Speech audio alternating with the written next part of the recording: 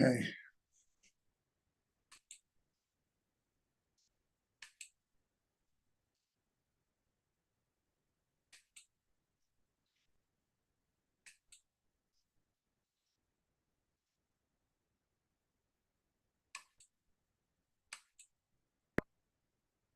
Welcome everyone to Journeys to the Books of the Prophets. We are continuing with the second book of Kings. We begin on chapter 9. And tonight we're going to be going hopefully through chapter 14. Before we begin, I want to give a slight introduction so we know how we're going to go about this. As you know, there are certain evenings where we get through one chapter and we discuss in great detail whatever the event or the story of that chapter. This part of the book of Kings,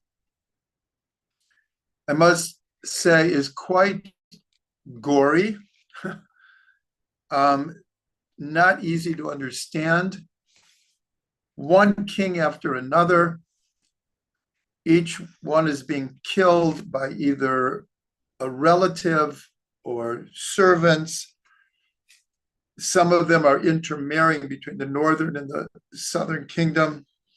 The names start to get very similar, very, very difficult to keep track of the lineage of the kings of the northern kingdom and the southern kingdom. And so, since the purpose of our learning here is to try to get the essence of what is happening in the book of Kings, tonight we're going to go through 4 or 5 chapters, just because, like I said, there's a lot of details, but it's, like I said, it's one gory scene after another. I'll tell you somewhat of it's not an amusing story, but it will put everything into perspective. I can't remember how many years ago. I'm just going to throw out a number. Around 10 years ago, my wife and I went on a kosher tour of England, Wales, Scotland, and Ireland. It was a fantastic, fantastic trip.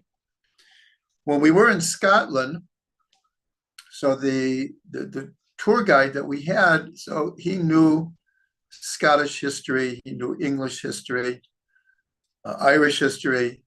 And so he was constantly telling stories as we're going from place to place of different things that happened there, different kings who ruled, everything. So one particular day, he was telling about different, called infighting within Scottish aristocracy.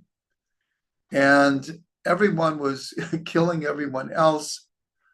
It was kind of a mess. And at one point, I remember someone on the bus said, kind of like, look at these crazy people. Like, look at their histories. And was saying some, let's say, pretty negative things about Scottish history. And then someone on the bus said, by the way, have you ever looked at the Book of Kings recently?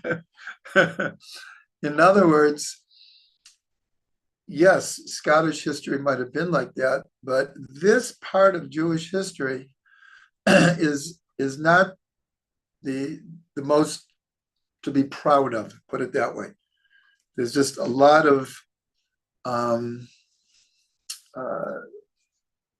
war, jealousy, distrust, killing, etc.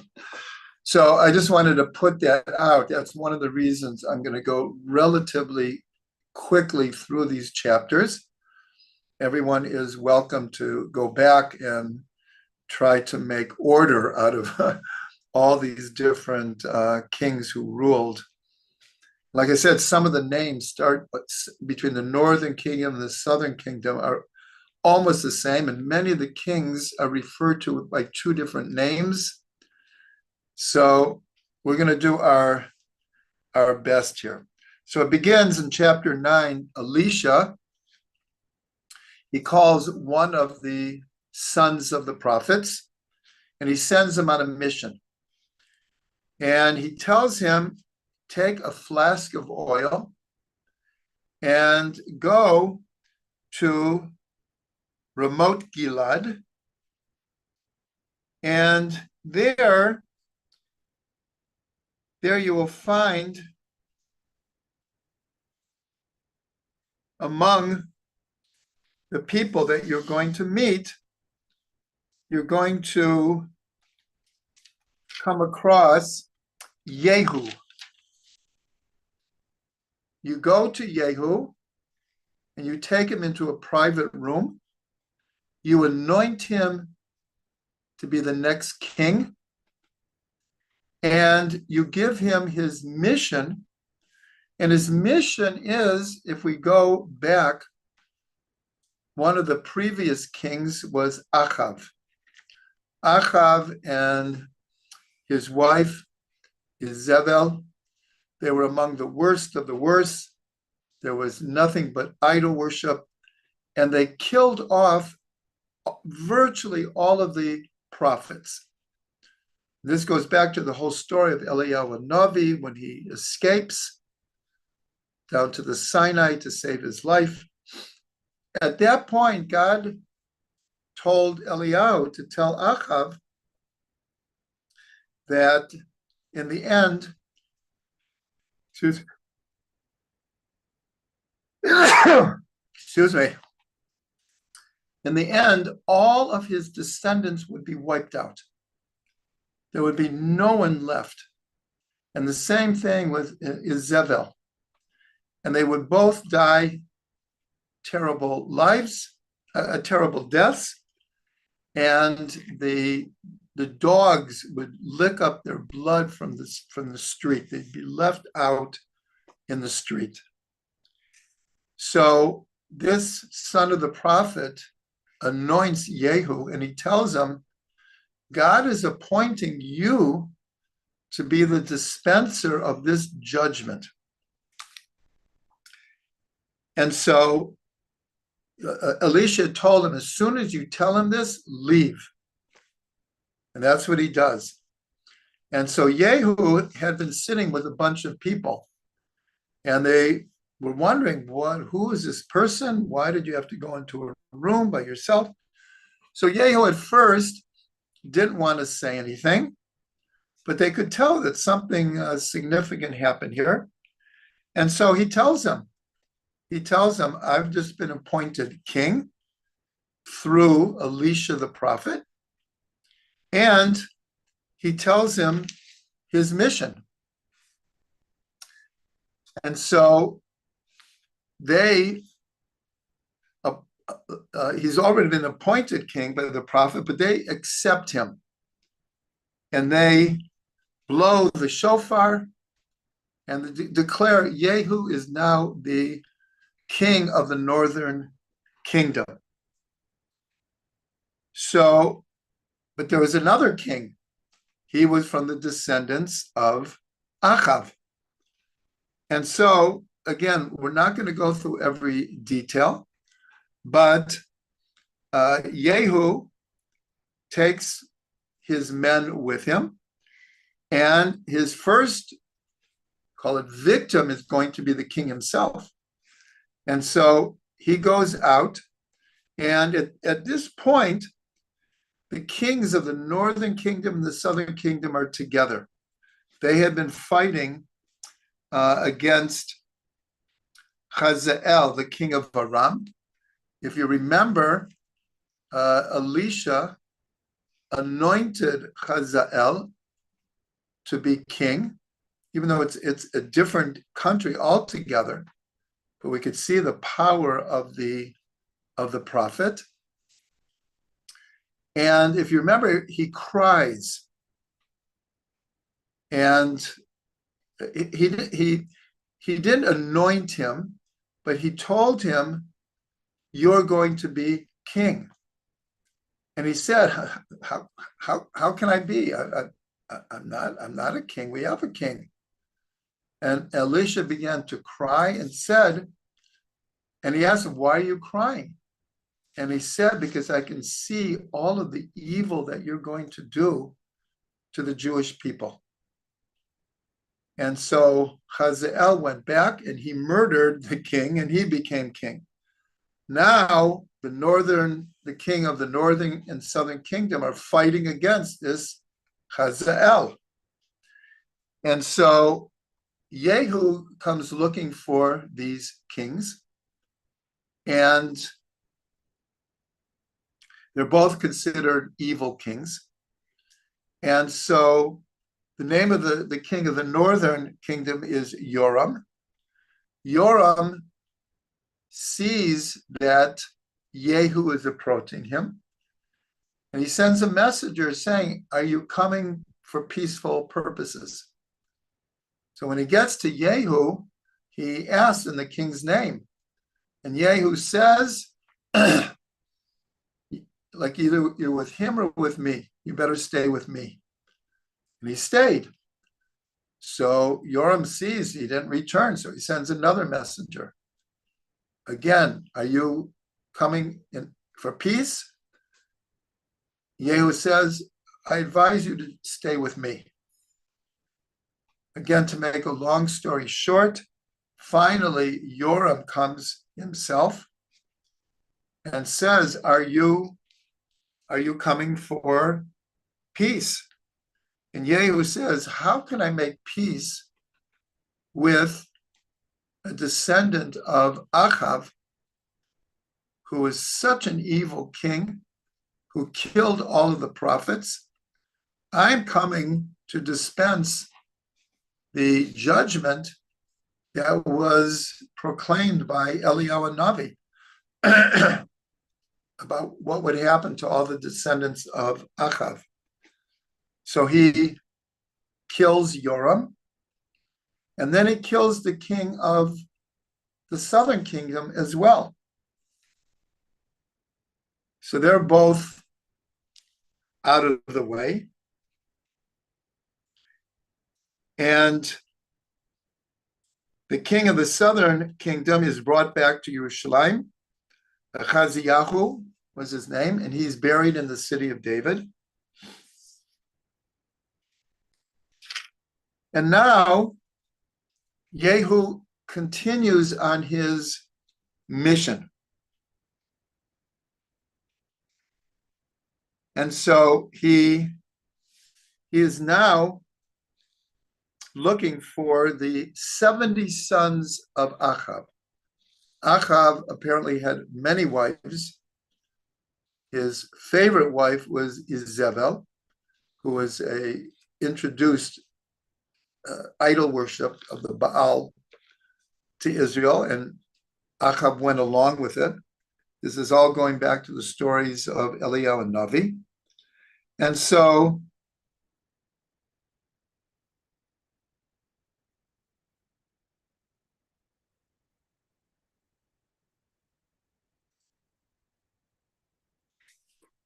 wait one second.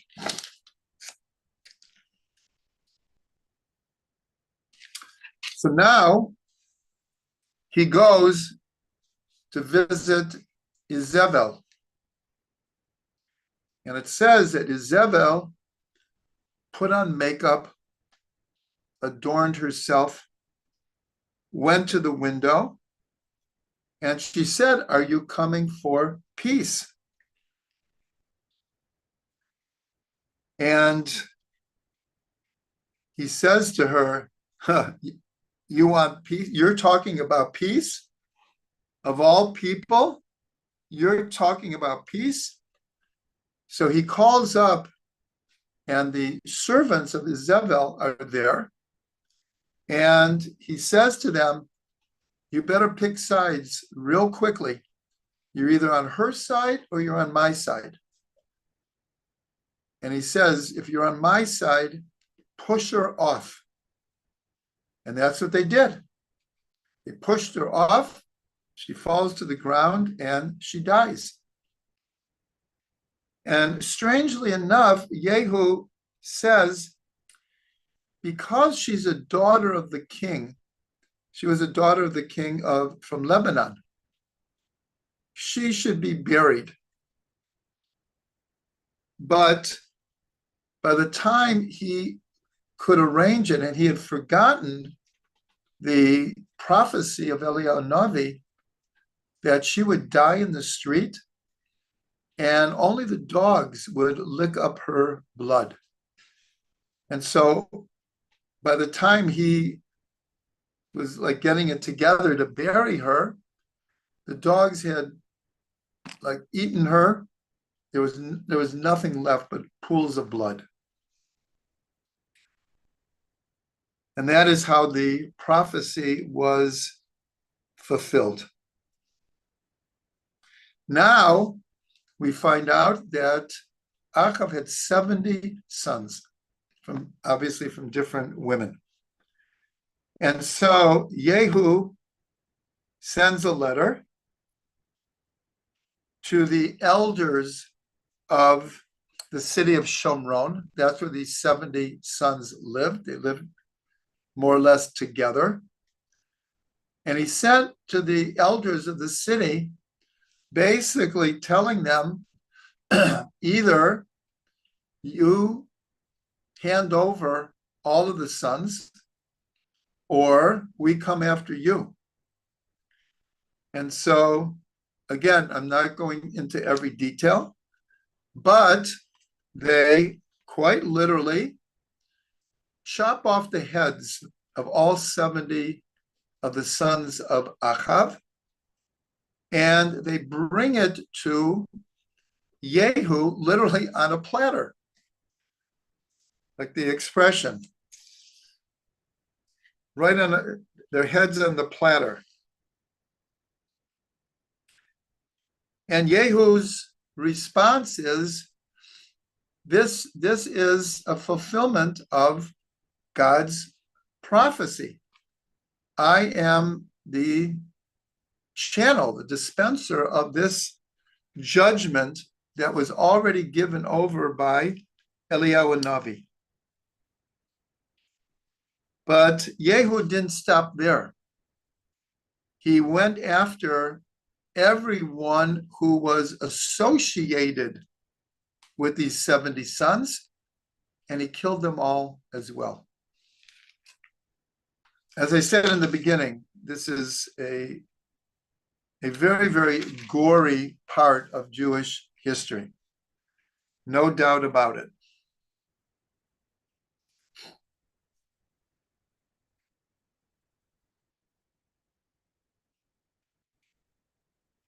And then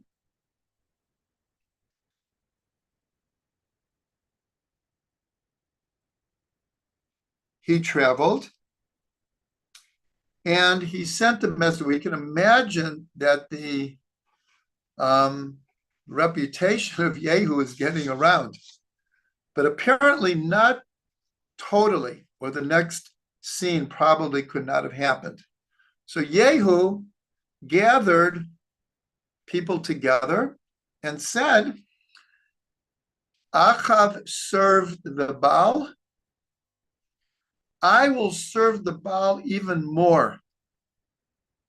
And I want to show everyone how I am going to serve the Baal. So he ordered that all of the priests of Baal that were left, remember Eliyahu killed 450 of the priests of Baal. But here it's like a new generation, and they're still worshiping the Baal. And so Yehu says, get everyone together, all of the priests, everyone who serves Baal must come together, because we're going to, in some way, celebrate our worshiping of the Baal. And I'm going to take the lead. But of course, this was all a plot by Yehu. And so he's able to do it. They bring out the garments, they bring out all of the ritual objects, and they're all inside. And Yehu appoints 80 people. And he says to them, your job is that no one should come out alive.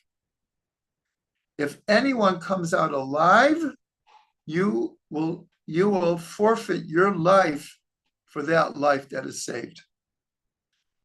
And so those 80 men went in and they slaughtered everyone that was there. And in this way, he destroyed the worship of Baal. But then, we're in the 10th chapter, it says the most amazing thing. So you would think,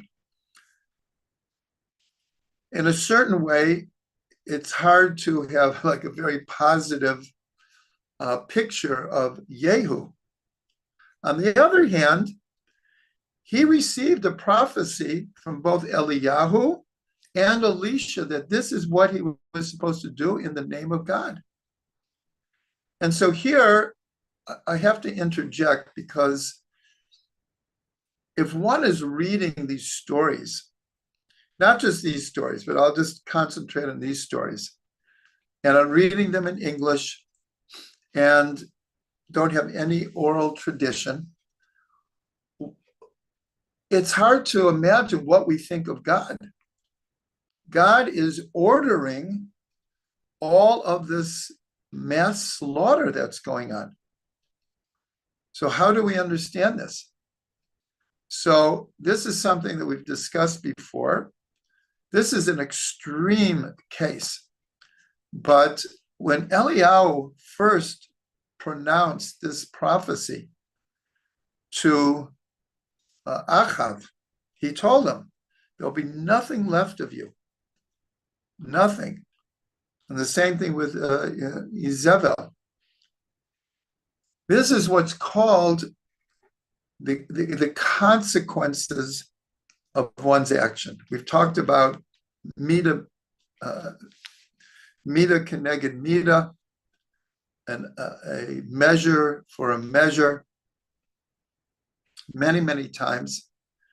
And that so many times in the Torah where it states that God is doing this, or God is demanding this, or God is instructing certain things, that if we look at it just from a different perspective, is this is the consequences of one's actions.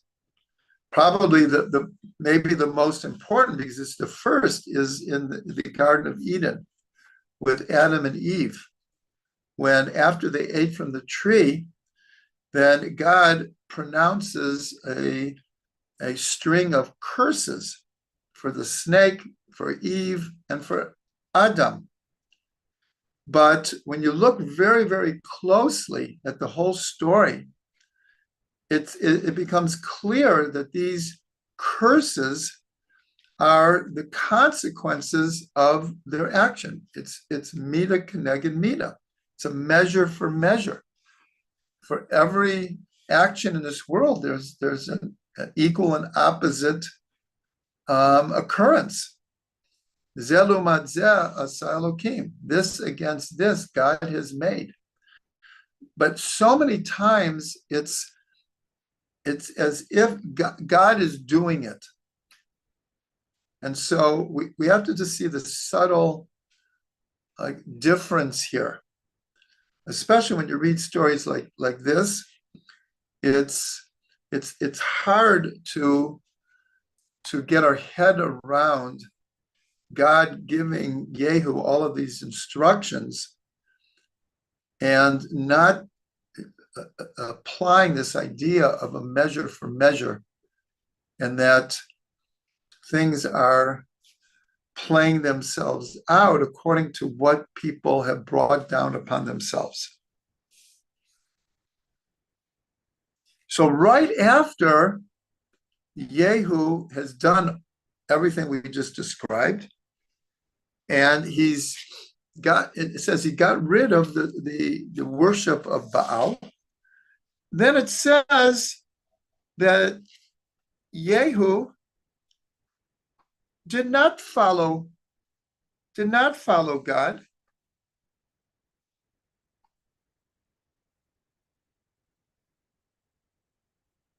Oh, wait, excuse me. First it says that after this, what he didn't do was, if you remember, the first king of the northern kingdom, Yerovam, he set up 2 golden calves, one in Bethel and one in Dan. And that became the beginning of the idol worship of the northern kingdom. And then when Achav and Izebel introduced the Baal, then that became the main idol worship. So it says that maybe he destroyed the Baal, but he left these golden calves. And then it says God came to him and said, "You have done well in executing what is right in my eyes, and you have cleansed the northern kingdom of any trace of Achav." And he told them, "Your sons to the 4th generation, they will be the kings of the northern kingdom." But then it says that Yehu turned against God, turned against the Torah, did not follow the Torah, and he followed the ways of Yerovam, who planted this evil in the northern kingdom, which just continued generation after generation. So this is like astounding that after he does what God says, including getting rid of the Baal, the idol worship of the Baal, he turns out to be no better than any of the other ones. So this is really quite perplexing. Now we start chapter 11. I mentioned that when Yehu first started, the first thing he did, he killed the king of the northern kingdom, Yoram, and Achaziyahu, who was the king of the southern kingdom. He also was not considered a good king, even though many, if not most, of the kings of the southern kingdom of Yehuda, they were righteous, but not all of them. And we're going to see more that are righteous and more that are not righteous. Right now, of the northern kingdom, there has not been one righteous king from the beginning. And so the mother of Achaziyahu, her name was Atalia. Now, here again, it's just more blood and gore. She is the mother of the king. The king is now dead. So what does she do? She kills all of her grandchildren so she can rule. It's difficult to understand all of this and to read it and to learn about it. But one of the daughters, her name was Yehosheva. She was actually the daughter of Yoram and the sister of Achaziyahu. It wasn't the daughter of the king, it was the sister of the king. She was able to save one of the sons, Yoash, and she hid him. She hid him for 6 years. Somehow she pulled this off, and now Atalia, she is ruling Israel. She had done her best to kill off her family. It's quite incredible. And she kept him alive for 6 years. His name was Joash. In the 7th year, Jehoiada,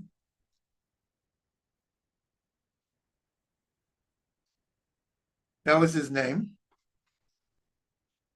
He's not the same Jehoiada of the time of King David. This is many generations later. Anyways, he took it upon himself that this Joash would become king because he was the son of the previous king. And so he gathered many, many, many people with instructions of how to protect this young child. And he set up a whole system of taking turns and guarding every place where something terrible could happen to this young child. And then he takes his child, and by the altar in the temple, he crowns him the next king. And all the people that Jehoiada had gathered, so it says they all clapped their hands, and they said, "Long live the king." So this may be one of the sources of this term that's used in nations around the world, "Long live the king." So this is Joash. But when Athaliah found out about this, and she sees that her grandson actually had just been made king, so she cries, "Treason, treason." But Jehoiada commands that she be killed, and that is what happened to her.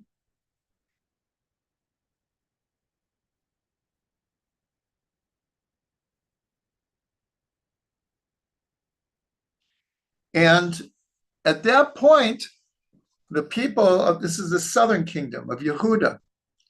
So the people were all excited that there was a new king. He was young, but they took it upon themselves that they would serve God, and they would make sure all the worship of Baal was taken down and all of their altars were destroyed. And so it said he sat on the throne, and all the people rejoiced, and the city was quiet again. The city was quiet. And it says that he was actually only 7 years old. Remember, they hid him for 6 years. In the 7th year, he was made king. Remember, Shlomo HaMelech, King Solomon, was 12 years old. Here he's even younger. And he reigned for 40 years in Jerusalem. And he was a righteous king. He led Israel, keeping the Torah, connected to God.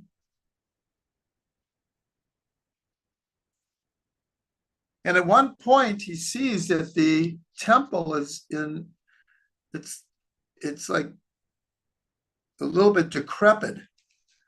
And so he orders that money be collected and they should do the repairs on the temple.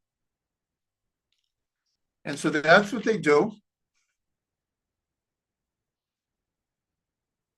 And it makes clear that the money went to the workers. It went to the workers because they were working so hard, and the money for that which they were making came from a different treasury. But they made sure to be righteous and pay everyone for the work that they were doing. And it makes also the point that everything was done on an honor system. Like they didn't check in and out of work, and everyone was honest about what they had done, and they got honest pay for it.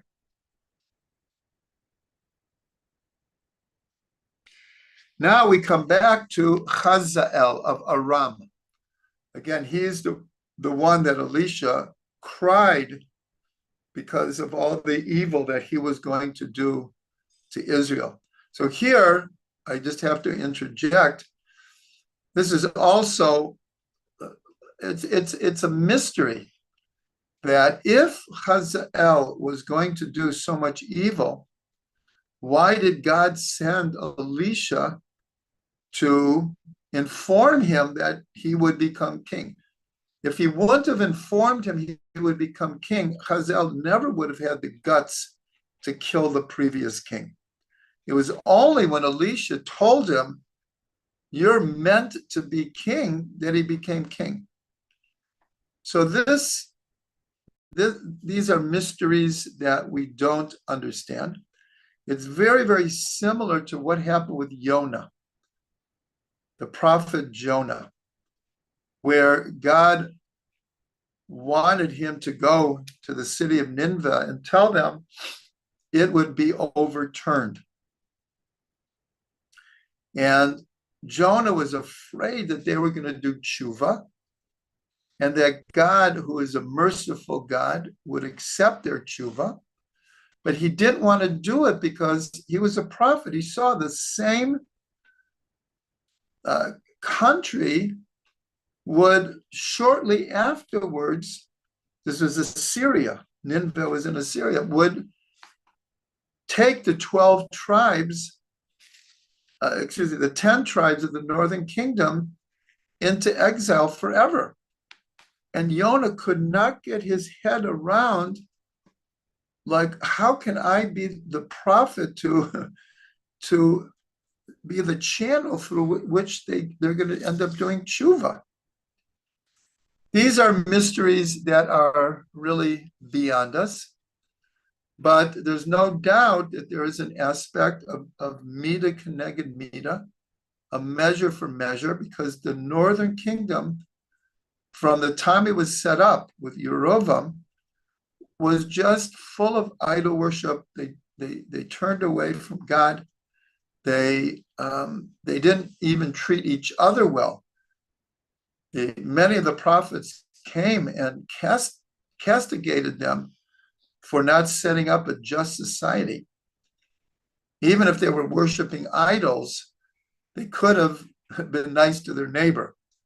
But in all moral and ethical levels, they had totally fallen. And so somehow, again, they brought it down upon themselves. But nonetheless, the way the text is, that it's as if God is doing it all. Now, God is doing it all, but we have free choice. And we set up this idea of a measure for measure. So here, Hazael is now attacking the southern kingdom, and he's coming against Jerusalem. And so it says that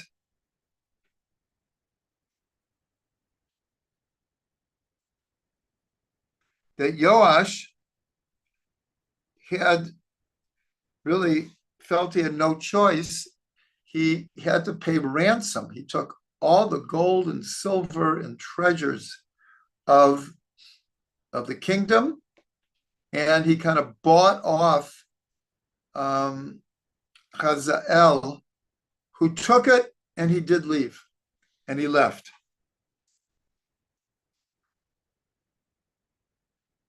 And then Joash passes away.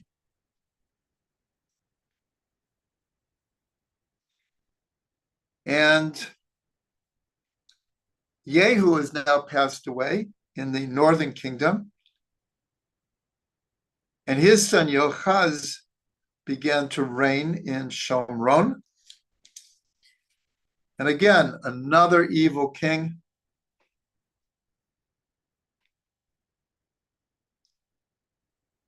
And so it says that the anger of God burned against Israel. Now we're talking about generations now, one after the other, of not following God, not following the Torah, and not following setting up a just society at the very least. Nonetheless, this king of the northern kingdom cries out to God, and God saves a remnant of the northern kingdom.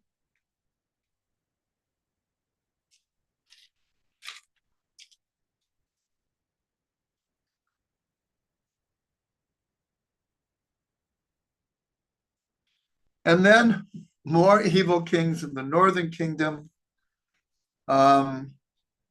Joash, who ruled for 40 years and was a good king, so he finally passes away. Now we come to something very significant. We're going to end the story of Elisha. Elisha is now sick, and the text says he's going to die from this sickness. And so Joash comes and he cries over Elisha. And he says, very similar to what Elisha said that when he sees Eliyahu being taken away. He says, Avi, Avi, Rechav Yisrael Parshav. He says, my father, the chariot of Israel and all of its horsemen. So Elisha says to him, take a bow and arrows. And he took him to the window and he said, pull the arrow back and put the bow back and put an arrow in it. And Elisha put his hands on the king's hands. And he said, open the window to the east. And he said, shoot. And they shot this arrow. And then he said, this is the arrow of deliverance from Aram. And this is Hazael of Aram, who has been persecuting the northern and southern kingdoms. And he said to him that this arrow is the arrow of deliverance. And you will be able to smite him and be able to defeat them. And he said to him, take the arrows. And he said, hit them on the ground. Take the arrows and hit them on the ground. And so the king did it 3 times, and he stopped. And Elisha said, ay, chaval, chaval. Why did you stop after hitting 3 times? If you would have hit 5 or 6 times, you would have been able to completely consume them, and they would never have bothered you again. So this is a a very common thing among the prophets. Here, it doesn't say that God commanded him to do this, but for those of you who have my book on prophecy and divine inspiration, there's a whole chapter about when God commands different prophets to do symbolic acts. And there's a whole string of them. This is not the format to go into them. But Isaiah, Jeremiah, Ezekiel, Hosea, and others were commanded to do symbolic acts. Some of them we take quite literally that they did them. Others are symbolic, and it seems that they were not done in a physical manner, but they were done in, like, I'll call it a mental vision of the prophet. So this is just one of the cases, but Elisha is in a sense doing this on his own. It could have been that he had a prophecy from God to do this with the king, but it doesn't say that. And so here I'm just pointing out that this happens many, many times where the prophet almost always at God's instruction does some symbolic act. So the question is, what is the purpose of these acts? And in short, we could just say that through these symbolic acts, it helps or assists bringing a certain energy into reality. That just like almost all of the mitzvot entail a physical action or a physical object or speech, that we don't just kind of mentally do mitzvot. There's 6 particular that are called the perpetual mitzvot, but virtually all the mitzvot are done in a physical manner. And so it's the same thing with these signs, that there was this energy that needed to be brought down in the world that the king of Israel could defeat the king of Aram. And so Elisha is performing this symbolic act in order to help make it real. In a certain way, it's not exactly, but in modern quantum physics, the idea of the observer affects the reality of what is being observed. It's not a passive observation. An observer affects that which is being observed. So here, it's not exactly the same, but it's similar, that performing these certain acts, and we have this throughout Jewish tradition, where we do certain things in order to manifest a certain reality. The one that comes to my mind immediately is shaking lulav. And with all of the mystical meanings of shaking lulav, the simple, almost literal understanding is to draw rain into the world. We're shaking lulav during Sukkot. We're at the end of 6 dry months in Israel. Not a drop of rain. And Israel needs rain. People need water to survive. And so Sukkot is the transition between summer and the rainy months. And shaking lulav is we'll call it a symbolic act in order, along with our kavanah, of course, with our intention of drawing rain into the world. But this happens in many, many different ways. And then Elisha dies. And it says that they buried him. And then a different enemy comes against Israel, Moab. And so Moab is attacking. And it's in the middle of battles and someone dies. And the people, like, just, they don't know how to bury this person. And they happen to be right near where Elisha is buried. And so they just open the grave and they put this person in the grave. And lo and behold, what happens as soon as this man, it was a corpse, touches the body of Elisha, he comes back to life.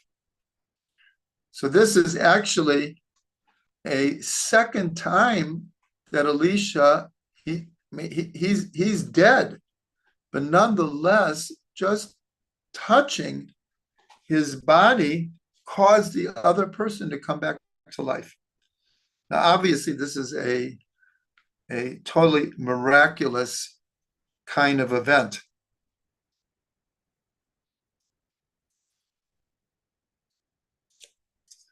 And then it says that, again, Hazael of Aram is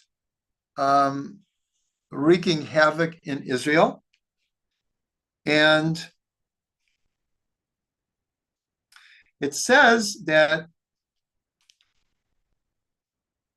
God was gracious to them, even though there are so many of them are evil and not following God. But God says, for the sake of Avram, Yitzhak, and Yaakov, I can't allow them to be totally destroyed. And he's able to push Hazael out of Israel.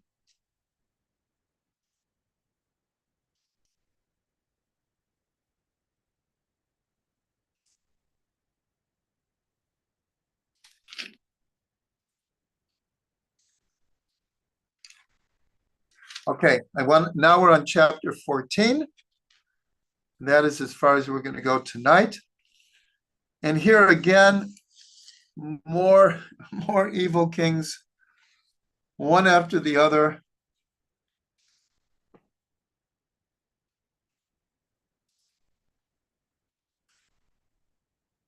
And so here, what I didn't mention before is Joash. He was the one who became king at 7 years old. He ruled for 40 years. He was considered a very righteous king. His servants, it doesn't tell why, and I have to be honest, I didn't have a chance to look at the commentaries, but they killed the king, and his son takes over.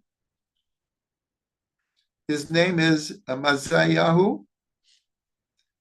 and what he did is he found out who had killed his father, and he had them all killed.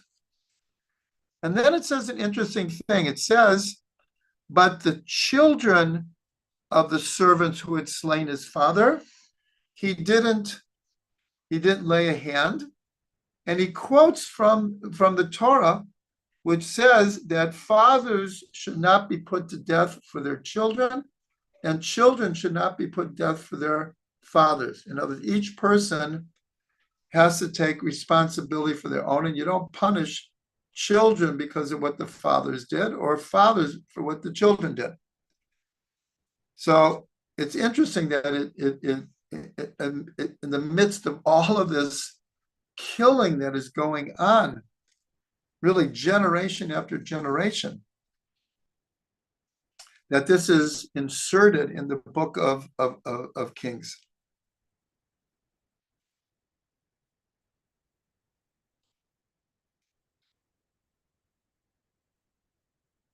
And then Amaziah, the king of the southern kingdom, sends word to Jehoash,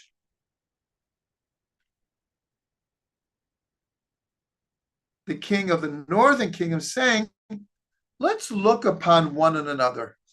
In other words, let's get together. Maybe we have something to discuss. Nonetheless, Jehoash, the king of the southern kingdom, is very suspicious. And nonetheless, they got together in Beit Shemesh, which is in Yehuda. And the next verse says that Yehuda was defeated in this place. In other words, for some reason, they were at each other's throats again. And we saw an interesting thing is that, again, we've been going through generations here. A sustained amount of time has gone by here. Sometimes the kings of the northern kingdom and southern kingdom get together to fight common enemies, and sometimes they fight against each other. And it almost kind of never know which way it's going to go.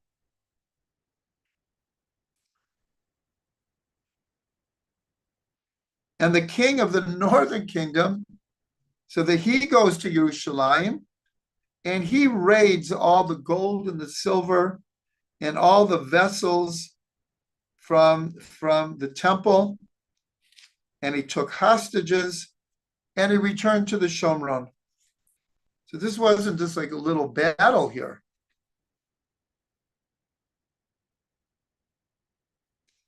And then he dies, this king of the northern kingdom.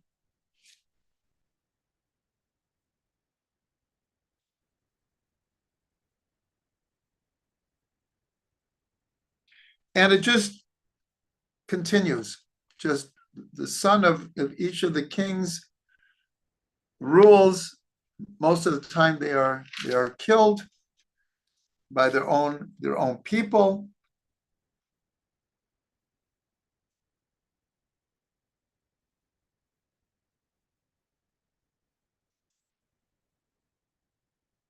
And again, God saw that the way things were going, there would be nothing left of Israel. They were just either their enemies were little by little destroying them, or each other, the north and south kingdoms were fighting against each other. And again, it says he had compassion upon them in order that a remnant would always remain. And with this, we end the 14th chapter. There's approximately 9 more chapters in the book of Kings. And in another chapter or two, we're going to get into very, very important stories. Today, we went through many, many chapters fairly quickly. But what is ahead of us is the whole story of how the 10 tribes were eventually taken away into exile, how Jerusalem almost fell to Assyria, and a number of very good kings, especially Chezkiyahu and Isaiah is introduced into the story here. And it goes all the way to basically Nebuchadnezzar laying siege and destroying the temple. So those are the approximately 9 or 10 chapters left in the book of Kings.